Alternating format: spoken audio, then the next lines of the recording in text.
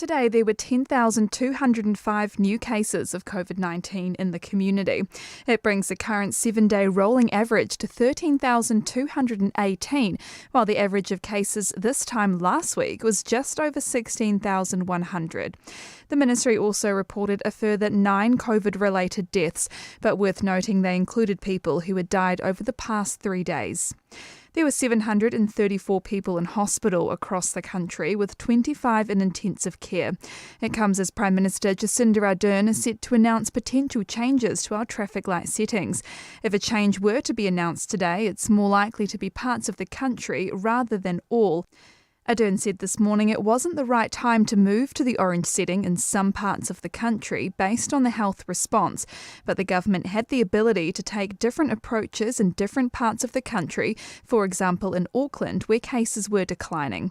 Today's announcement comes on the eve of vaccine passes being removed. The mandates will be lifted to only the health and disability, aged care, corrections and border workforce sectors as of midnight tonight.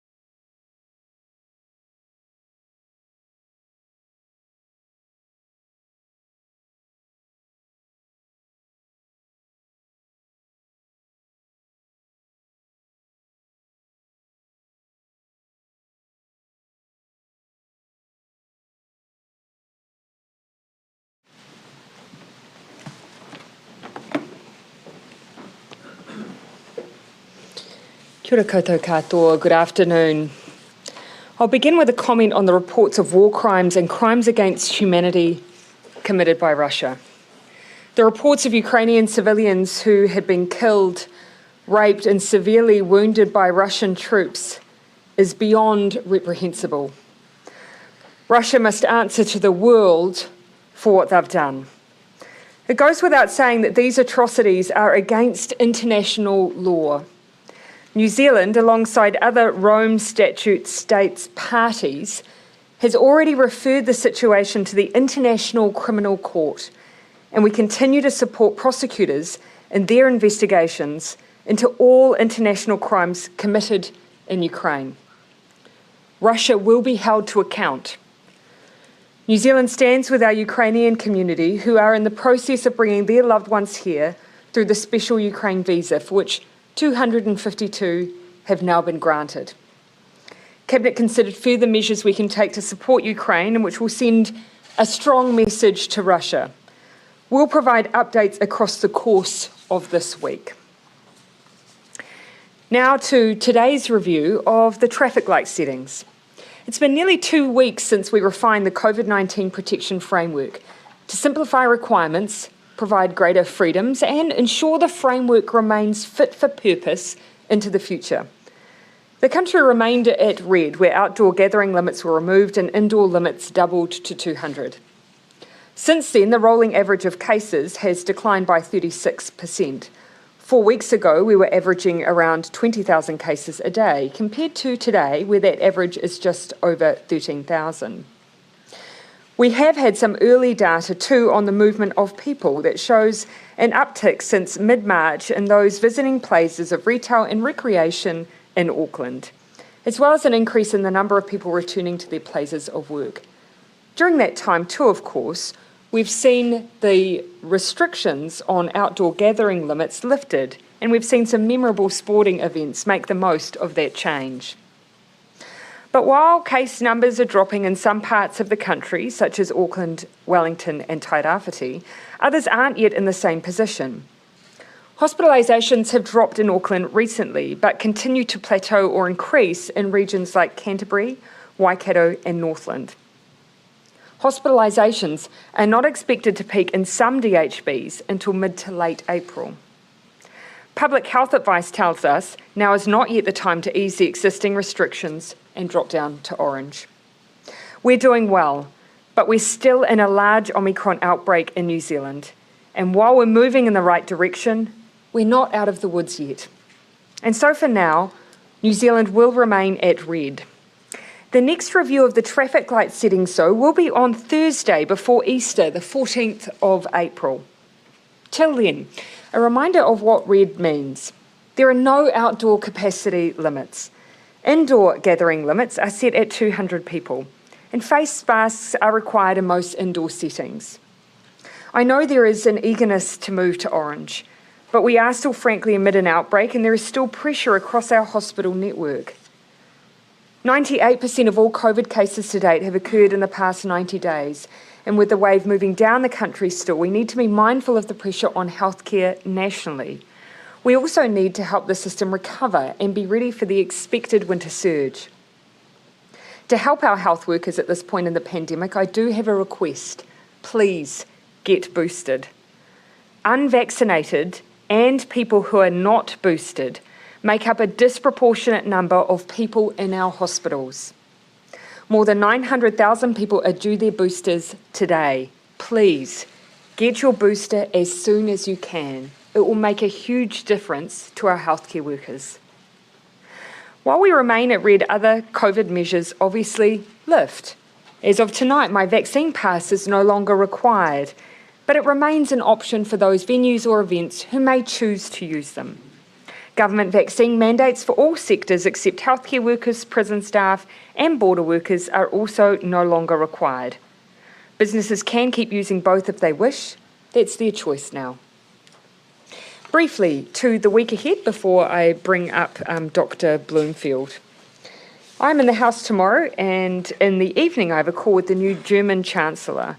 On Wednesday I am in the House again, and on Thursday I have visits in Auckland. I'll ask Dr. Bloomfield to join us should you have any questions about the public health advice that we've received to inform our decisions today. Gina. Aucklanders in particular will be disappointed with this decision. Why can't you move Auckland to orange first? We've said that a really important consideration for us is the pressure on our healthcare system. And while we have seen good progress, a decline in cases and a decline in hospitalisations, it is off a high base. The numbers are still relatively high. The pressure on our system is still there. We want to make sure that we're in the best possible position and we don't lose the gains that everyone's worked so hard for.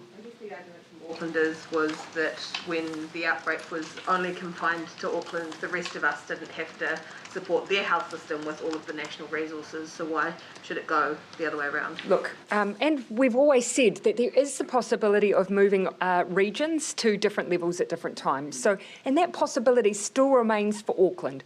It is possible that we can move them in the future to orange while other parts of the country are in red. But as we've said, Auckland has made significant progress, but we do still have a relatively high hospitalisation rate. They carry a significant number of the hospitalisations in New Zealand are in the Auckland region. We need to look after our healthcare workforce.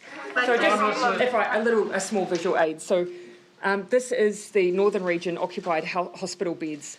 So you can see that we are coming down, but this was the medium transmission expectation. And so we haven't even yet reached the top of that curve. So it is declining, it is making positive progress, but it is off a relatively high base. And so we do need to be mindful of the pressure on the system. Do you want to give a contribution on that as well? Thanks, Prime Minister, and kia ora koutou. So just to add to what the Prime Minister said, we've got to remember Auckland, yes, the case numbers are coming down, but still several thousand cases a day.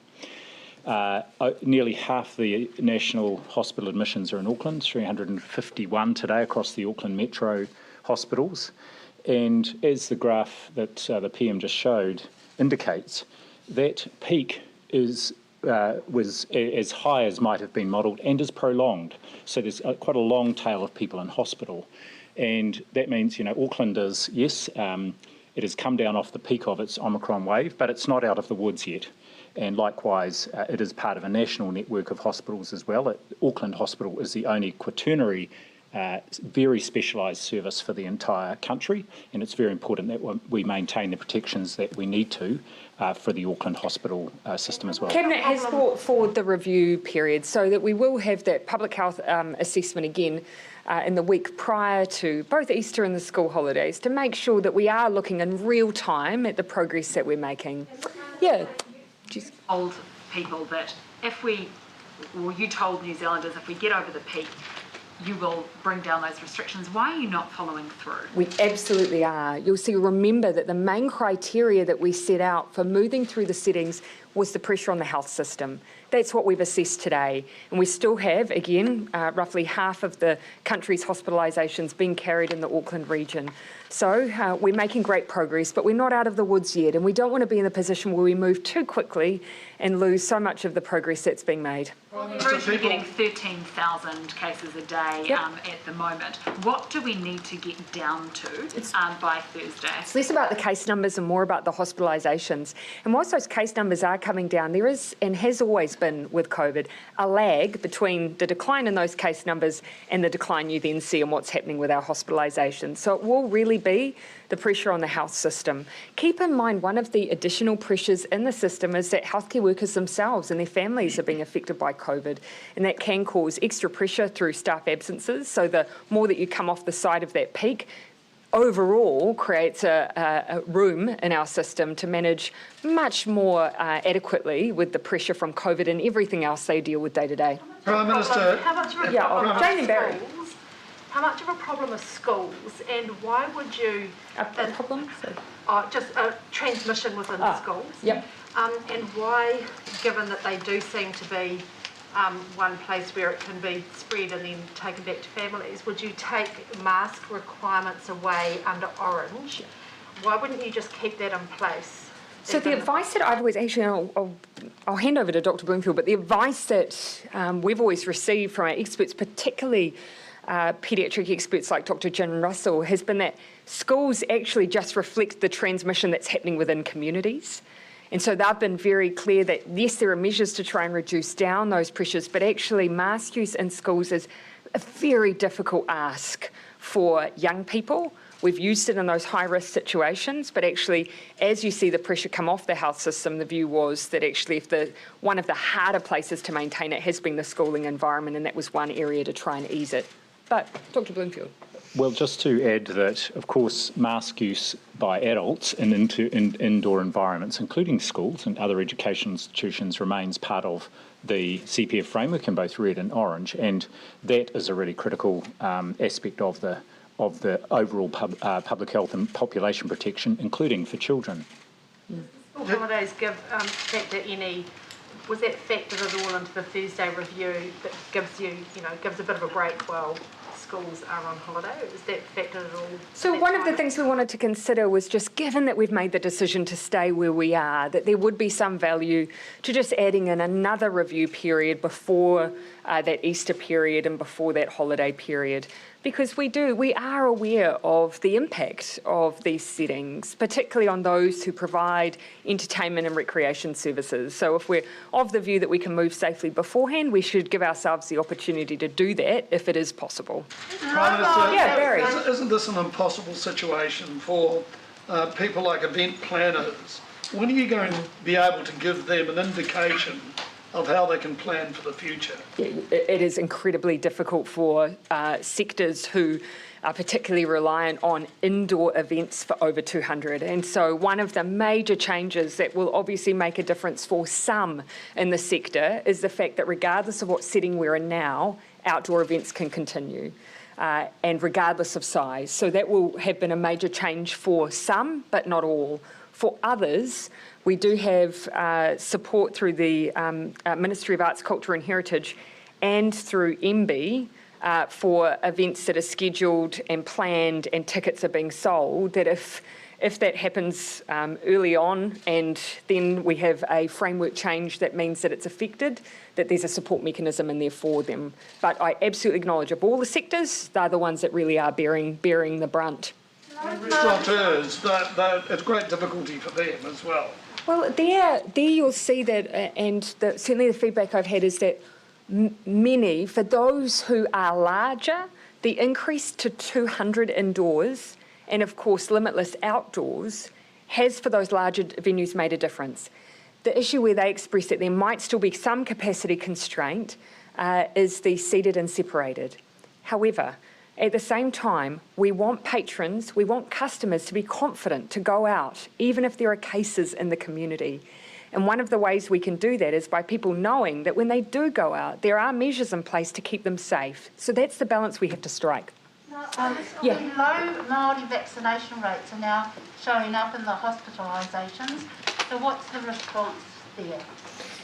We've been mindful through every element of this pandemic response of the disproportionate impact COVID was likely to have on our Māori and Pacifica communities, which is why you'll see on the vaccination program, we did put and have put extra resource into making sure that campaign was as accessible as possible. And we've tried to learn that all the way through and change up even the way we've offered vaccination for tamariki. Here we all still have a responsibility to keep pushing the message. We are seeing those who are unvaccinated or unboosted disproportionately represented in our hospitals. It is still really important. I worry that people hear the message that it's a mild to moderate illness and they think they don't need to bother. They do. Boosters make a difference. And will you be supporting the double vaccination measles as well as continuation of the COVID vaccinations? Yeah. I'll let Dr. Bloomfield speak to that. Thanks, Prime Minister. This is something we've been working very hard on over the last couple of months, and in fact we've transitioned our COVID immunisation and vaccination program into a national immunisation program that's looking right across the board and able to bring the capacity, the capability and all the infrastructure to bear that was built for COVID to bear on our making progress on and catching up on our childhood vaccination rates and on our MMR catch-up campaign. So over the next couple of weeks, that will become very visible as there is both a public information campaign and our providers are out there with MMR getting that catch-up well underway. Okay. At the moment, just like Claudette was saying, low Māori vaccination rates, but it's almost at the point in the pandemic where it's kind of like, if they haven't been vaccinated now, are you going to get vaccinated anyway? Is it kind of at that point now? We do still want to ask that of people, yes. For all of the clinical reasons why, I'll hand over to Dr. Bloomfield. Look, just a comment on the Māori vaccination rates. A number of our district health boards have got over 90% of Māori double vaccinated. On the booster side of things, one of the things I'm very satisfied is that because our highest risk group is our over 65s, and our booster vaccination rates for Māori and Pacifica and non-Māori non-Pacifica are very similar and up very high, so that's standing them in good stead.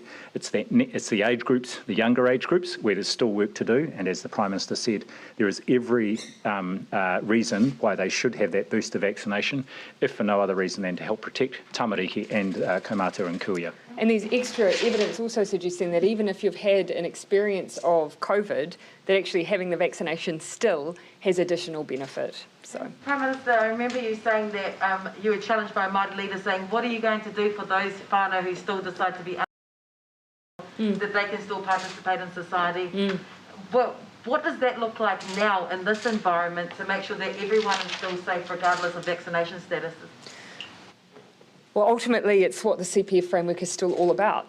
It says, okay, when we have a large number of cases, what can we do to still keep people as safe as possible in that environment and reduce down the load on our health system so that everyone gets the treatment they need? So it is gathering limits indoors, it is the use of masks, it is social distancing. But as we see those cases decline and it become a somewhat safer environment, that's when we pull back to just using those things like masks. We know the transmission risk reduces dramatically through their use. So that is what the framework's all about. It's about looking after everyone. Prime Minister, just on the Jason, just on the Russian invasion, you were talking about that at the outset. The press conference, you made references to war crimes from the Russian side. You've detailed a number of atrocities that have occurred in Ukrainian sovereign ground. Are you ready to call Vladimir Putin a war criminal? Well, certainly what we as an international community are seeing are evidence of war crimes at the hands of Russia.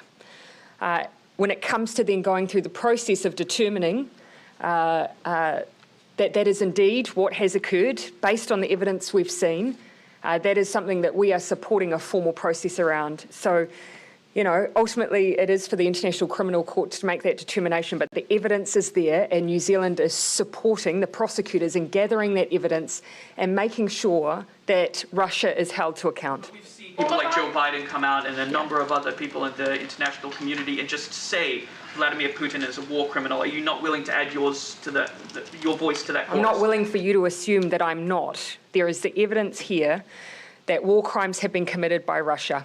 So, I'm just a bit confused. You said you won't say. Yeah. Because I'm not the judge in the International Criminal Court. We are supporting the International Criminal Court to make that determination, but every piece of evidence points to the fact that there are war crimes being committed by Russia in Ukraine at the hands of the President, Vladimir Putin. All of our other Five Eyes partners have called Vladimir Putin a war criminal. Why are we so different? We're not different. We're not different at all. Why has New Zealand's ambassador not been expelled? Look, a good question. You know, and this is where New Zealand has had this raft of options in front of us, as has every other country, around diplomatic tools. To be honest, my view is that we have used far more powerful tools to date, whilst of course keeping on the table those other diplomatic options. You'll see that very few countries have recalled their diplomatic representatives from Russia, and that is sorry? More and more are starting Some, yes, but not everyone. And that's because, of course, between sanctions, tariffs, travel bans, export bans, providing military aid, providing equipment to Ukraine, when it comes to expelling ambassadors, that also means that you lose your representation in those countries. We haven't ruled it out. But has that balance tipped from at the start of the conflict, where you said it was necessary to provide consular support to New Zealanders? I mean, how much need is there for that, and at what point do you say this just, becomes actually an action that New Zealand should take? Yeah, and look, I still wouldn't rule it out in the future, but, of the things that we're considering, the impact that they will have on the conflict is far greater than this diplomatic tool, which does remove our ability to serve and look after New Zealanders' need in country, which I do think we need to make sure that we are giving consideration to ensuring that there is some representation, because there is a likelihood that either our people or our partners' citizens will need support depending on the course of this conflict. We may see the ability to move around and exit become harder, and that support may be required. How many consular services is there at the moment from New Zealanders in Russia? I would need to get an update on the frequency of that, but you will have seen a very small number in Ukraine, and yet obviously the need become very intense once commercial options to move out of country became clear. Look, I think you would be taking the wrong message if you think that by keeping our representation there, this is somehow something that we will not venture down the path of, or that we've definitively ruled out, or we have concerns about. None of that would be true. It is an absolute option for us. It just so happens that we prioritise what we think are more impactful options at this stage. Did you consider it at Cabinet today, removing the ambassador, and how else? No, but we considered a range of what I would consider much more impactful options. And as soon as those have been settled on, we'll happily share. There's been, the reason that I'm not sharing them at Postcab today is because for some of them, there were some follow-up implications we wanted to work through before announcing. Give us a broad outline of what they are. Broadly speaking, there's more things that we are looking to do in short order around sanctions. There's more that we're looking to do around importation. And there's more that we're looking to do around our people supporting some of the efforts. You'll see we've already made deployments, and we're considering whether there's anything more we can do in that space. Prime Minister, yeah, Bernard, and then I'll come back to you.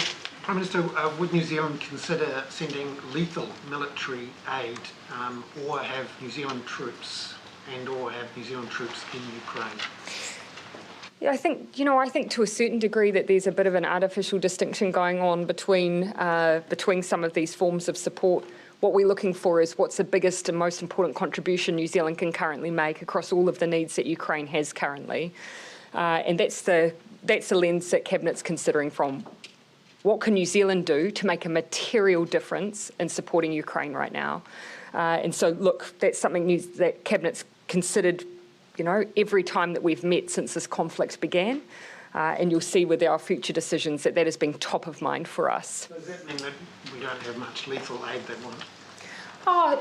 Look, I think it's a given that relative to... No, not necessarily. You've seen that actually we already have supplied military provisions that are useful in the defence of Ukraine and in the support of the military there, body armour, helmets and so on. But it will be quite obvious to everyone that what New Zealand has in terms of stores relative to other countries will be somewhat limited. Keep in mind, purchasing those equivalent stores from providers and suppliers, there is a wait list of not months, but in some cases years, because so much military aid has been purchased and provided to Ukraine. Justin. This war is not over yet. No. And there's now been documented mass graves and what seems like war crimes. Does the international community have an obligation to step in and protect Ukrainians? Do you mind if just before we keep going, I just check is there anything further for Dr. Bloomfield? There is. Do you mind? I'll come back to you, Justin. I haven't brought my pen, but I'm going to try and commit to memory that you were my last question. I'll come back to Amelia or Jenna between you. Two separate things. Yep. You said before that it's about hospitalisations you're looking at rather than cases to come down. There's just over 700 hospitalisations. That length, of course. Today. How far does that need to come down for you when you're looking? Of course, we also base these decisions on the public health advice we receive. So Dr. Bloomfield perhaps can speak to that.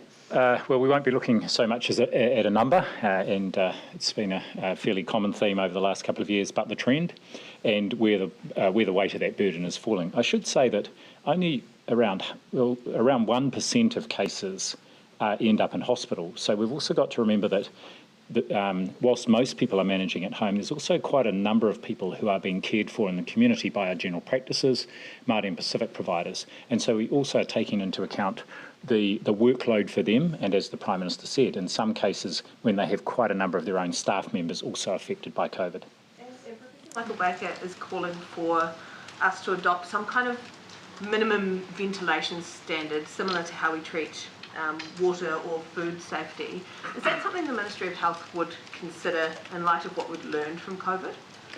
Well, we're doing some work across government with our colleagues in MB in particular on ventilation advice. We haven't looked specifically at standards as yet, but that's something that, of course, if we're asked to do some work on, we will. Still, would you look at that? Oh, look, I think probably one of the important things we can do is just make sure that businesses and venues have the best possible advice in this space. You've seen that where we have a responsibility, schools, we've gone in and given meters that support schools to be able to measure the quality of ventilation in their classroom spaces. And they've had that for the course of this term. They're also receiving air filtration machines for schools. Obviously, the availability of those is somewhat limited, so we expect that they'll often use those in areas where the ventilation is poor but the transmission risk is high.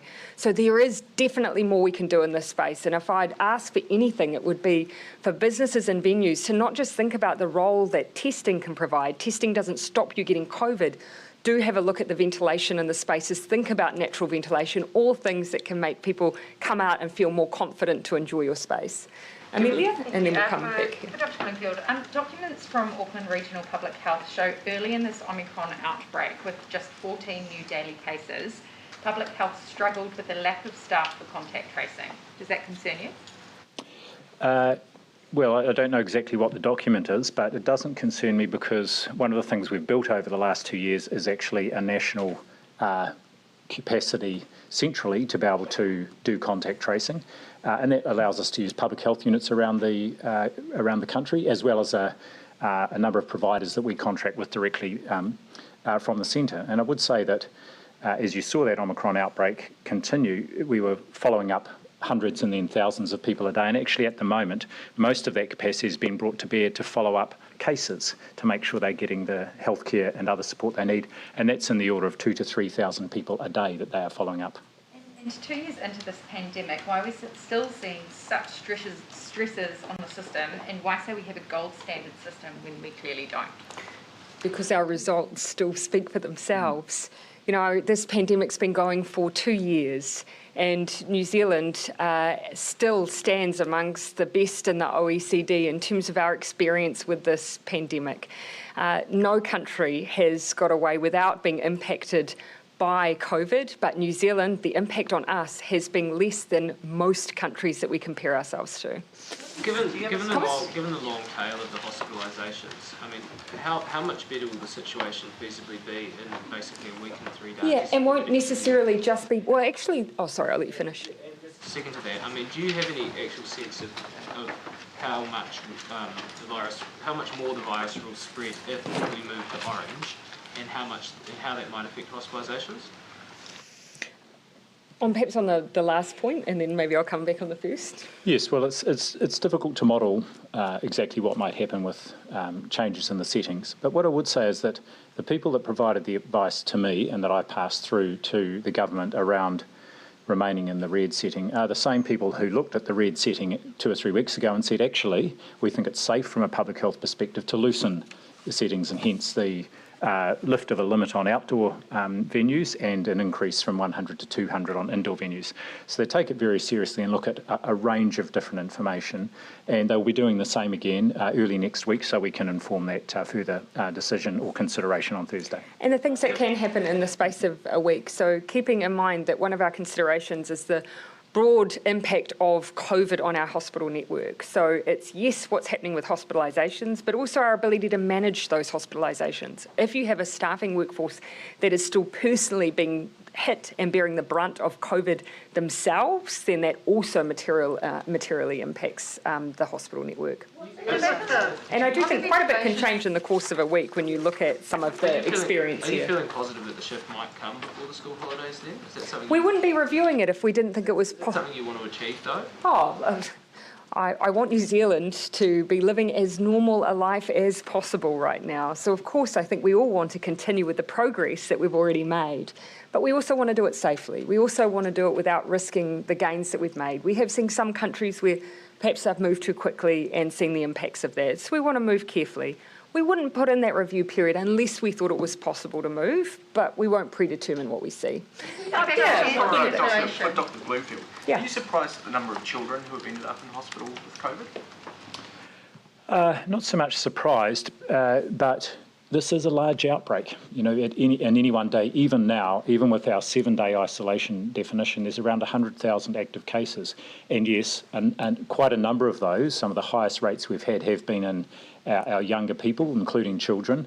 And even though the hospitalisation rate is very low, some of them do end up in hospital. We spoke to a paediatric epidemiologist today who felt that the government's really underplayed it, and our public health response has really underplayed the threat that COVID poses to children. Do you think that's a fair criticism? I don't think that's fair. Well, what I would say is we take soundings from a range of paediatricians and other child health experts and epidemiologists, and I would say the weight of the advice we receive and opinion that they give us is that they think that we've done a good job in our advice around protecting children.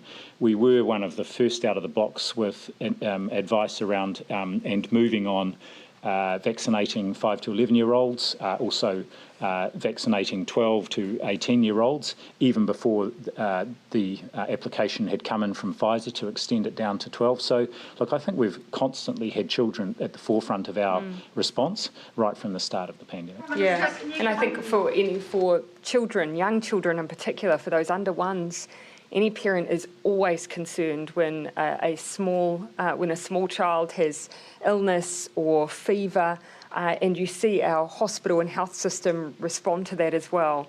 And there has been evidence that has been emerging all the way through. Keep in mind, Omicron has behaved differently than other variants, and that's included with children, but we've always tried to be responsive to the evidence we've seen emerge as we go. So can you give an update on Yeah, sorry, do you mind if I just come to Mark? Yep. COVID cases are coming down a lot more slowly than they went up to reach the peak. Yeah. And similar with hospitalizations, it seems a little maybe less. So why do you think that is? Well, for hospitalisations, as Dr. Bloomfield has said, we want to keep an eye on new admissions, because one of the things we've seen is that as we've gone on, length of stay has extended. So it's not just new people coming into hospital, it's that the ones we've got are staying there a little bit longer. And that's because the profile of who's coming into hospital has changed over the course of the outbreak. So that's a level of detail we also want to look at it as we make these decisions, but it will be one reason that hospitalisations are coming away a little more slowly. When it comes to cases as observed in other countries, we're not unusual in that. Some countries plateaued for a very long time. Others came away and then stayed at a certain point. And I should flag here, we are expecting that we will continue to have a plateau, a level of COVID cases in our community for a prolonged period of time. It won't be like the elimination strategy, where we get down to next to nothing and we go on normally without COVID. There will be a baseline in our hospitals and in our community. Just one point to add, and I made this comment at one of the stand-ups last week, that we see a different pattern in the large metropolitan areas with quite a steep rise and then a faster decline with a high peak, whereas in our district health boards that cover bigger geographical regions, it's a slower rise, but then the peaks are staying up there and taking much longer to come down. So I think that's what's behind, if you look nationwide then, that much slower decline in case numbers, and then that will also translate into the hospitalisation peak being slower to decline. Is there, on a separate note, is there any work underway to create a response plan for if there is a new variant that you'd want to improve? Yes, absolutely. In fact, you'll see that actually what we've got at the moment is a plan that enables us to work through new peaks that arise as a result of Omicron or closely related versions of Omicron. But at the same time, we're continuing to develop a variant plan.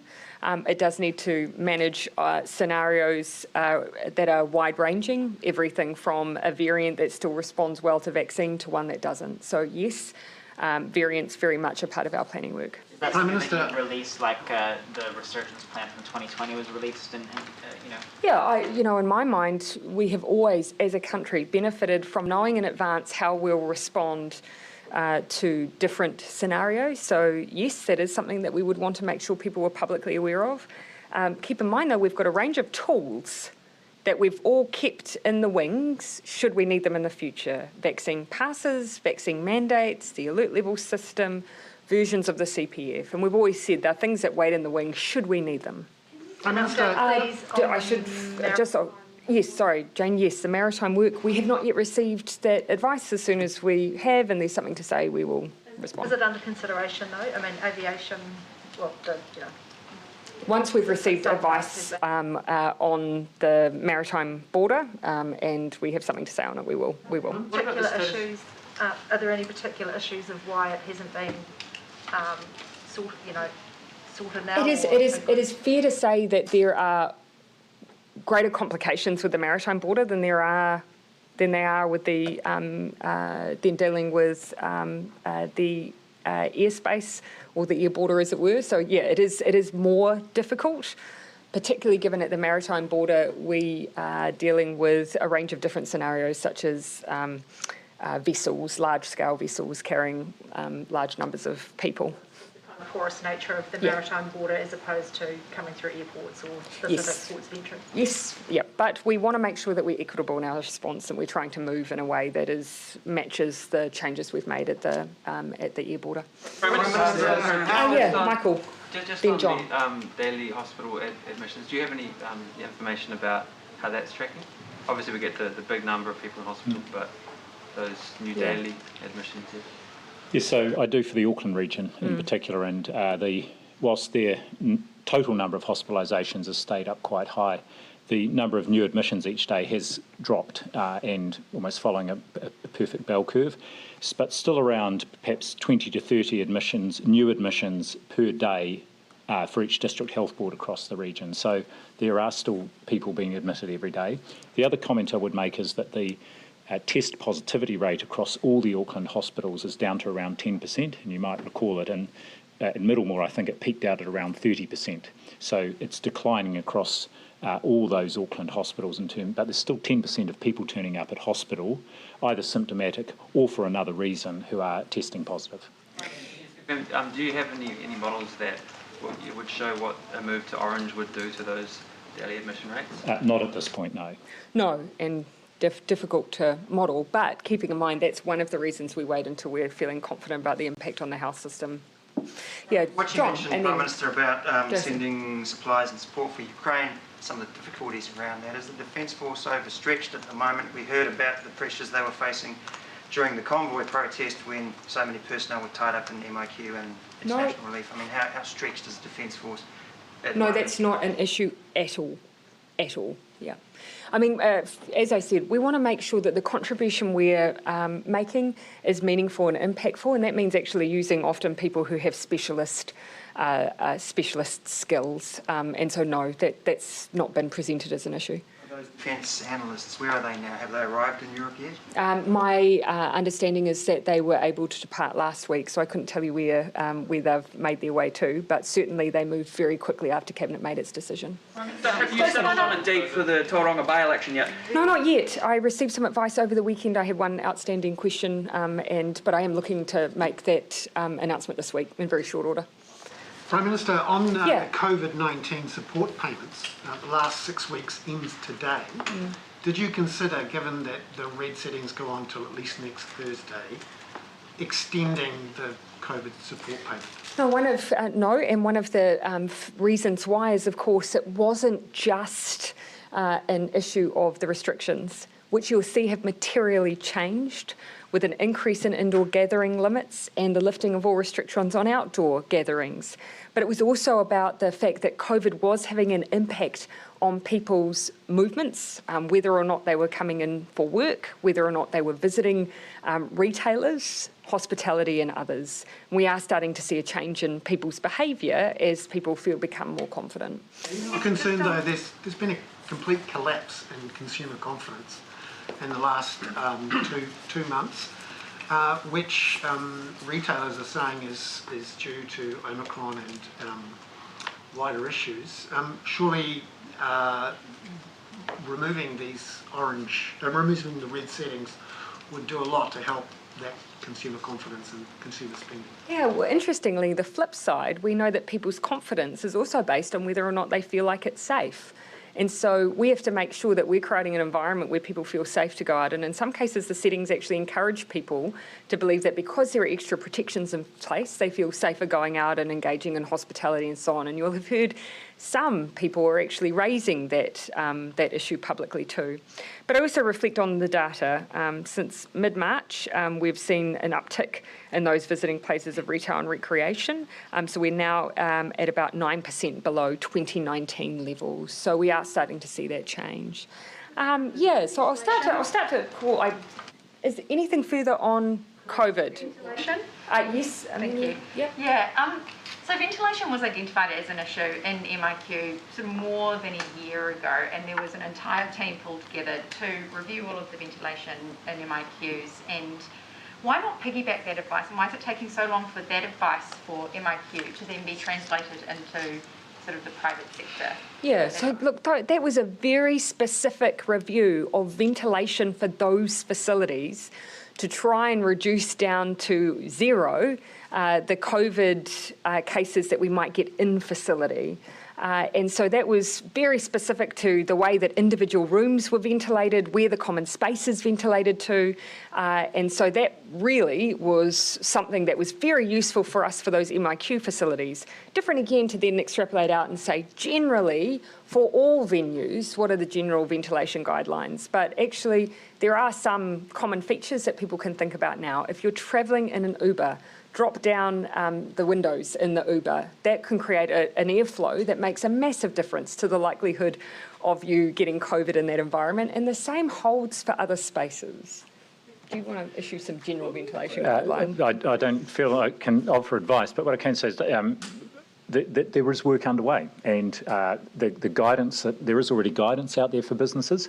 The MIQ situation was, as the PM said, very specific, and we have given ventilation a lot of, I was going to say airtime, but you know, it's clearly a big issue in schools. It's been a very big priority, and businesses have been encouraged and supported and given advice about how they can improve ventilation. No, like COVID-19's been airborne for quite some time now. Why has it taken so long to get advice to businesses to keep people safe? There is advice for businesses out there, and we are reviewing and looking and seeing if we can give further advice. So we're working with our colleagues in MB on that. Status of the considerations around a fourth Pfizer dose? I've got the advice, and it will be going to ministers very shortly, and days. And that's just around people with pre-existing conditions, or is that for the general population? Well, if you look at what other countries are doing, the evidence is still emergent on this, but accumulating by the day. What I would say is that it's clear that it's most important for our higher risk groups, so that's older people and people who are immunocompromised, so may well be more likely to be hospitalised or be seriously unwell if they get that waning immunity from their third dose. The advice that you're providing to ministers, does that include any advice around... I wouldn't mind getting the advice first before we speculate about the advice in this common space. He said the advice. I'm just asking, does it include any advice around a fourth dose for the general population? I still think it's not unfair to ask that Cabinet receives it first. Exactly. Dr. Bloomfield, since he's one writing it. It's considering, exactly, if a fourth dose is warranted, for which groups would it be recommended? And so I've got the advice. It's now been translated into advice for ministers, and they'll be considering it soon. Okay, so I'm just going to finish then on a question from Joe for... Non-COVID. No? Okay, so no. Okay, thank you, Dr. Bloomfield. Appreciate that. On non-COVID questions, I did say that we'd come back to Justin. Sure you did. I remembered, but did you? Yeah. It does. I'm happy to go. Okay, well, should we give you a... With the war ongoing, yep, and evidence of war crimes and mass graves, does the international community have an obligation to protect Ukrainians from future war crimes?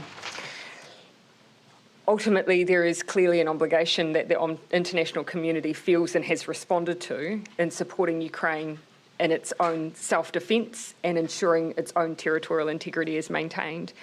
And that also includes, of course, protecting them against the prospect of potentially war crimes being committed, supporting them to keep civilians safe. But actually, it shouldn't have to come to that. we are very actively supporting the gathering of evidence for an international criminal court process. So that's also something that the international community is obliged, I think, to pursue in real time as well. Yeah, I'm satisfied. and then I'll come, sorry, Joe, we'll come back to you and then John. Last week, your office said that you weren't considering any further reviews, inquiries around the Parliament protest, and that you thought the IPCA one was pretty broad. Yeah. My understanding, though, is that the Parliamentary Service Commission might look at Parliament security, for example. Yep, we've said that as well. So yep. Can you just clarify, though, the likes of the Speaker, any sort of MPs, ministers, GCSB, SAS, all those sorts of other factors that were at play and were consulted throughout that Parliament protest period, what sort of review might be done of their actions or decision making? And so the IPCA, if I recall correctly, their terms of reference does cover issues around the intelligence and information that was available to the police over the course of the event. So that will pick up a number of their engagements. It includes specifically their engagements with the Speaker during the course of that period as well. And so again, it is quite comprehensive around all aspects of the lead up to, the management of, and the conclusion of the protest. You mentioned the Parliamentary Service Commission role, and we've acknowledged that as well, that when it comes to the ongoing security of this space, that will be something that I have no doubt that the Parliamentary Service Commission will consider, and we'll obviously be party to that, as will other parties.